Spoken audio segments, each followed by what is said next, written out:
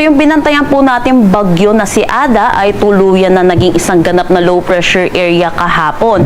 Ito ay huling namataan sa layong 1,155 kilometers east ng southeastern Luzon. Nasa loob pa rin naman po ito ng ating Philippine Area of Responsibility, pero wala na itong direktang epekto sa anumang parte ng ating bansa at hindi na rin natin inaasahan na magiging isang ganap na bagyo muli.